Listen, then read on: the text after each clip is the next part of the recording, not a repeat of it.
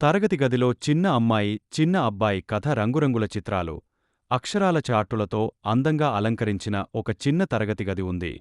ఆ తరగతిలో అన్యా అనే చిన్న అమ్మాయి, అర్జున్ అనే చిన్న అబ్బాయి మొదటిరోజు పాఠశాలకు వచ్చారు. అన్యా తన పెన్సిల్ని గట్టిగా పట్టు కూర్చుంది. ఆమెకు కొంచెం భయం. అది గమనించిన అర్జున్ మృదువుగా చిరునవ్వు చిందించాడు. నా రంగుల పెన్సిళ్లు తీసుకుంటావా? అని అడిగాడు అర్జున్. అన్యా ఆనందంగా ధన్యవాదాలు అని చెప్పింది. తర్వాత టీచర్ అందరికీ తమకు ఇష్టమైనది చిత్రించమన్నారు. అన్యా బాధపడింది.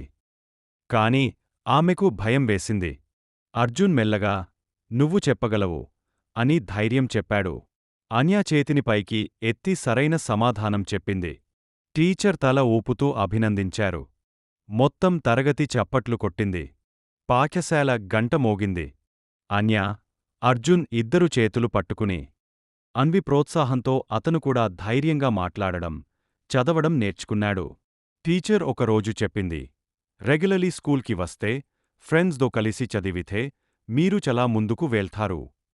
ఆ మాటలు వినగానే అన్వి, ఆర్యన్ ఒకరికొకరు చూసుకుని నవ్వుకున్నారు.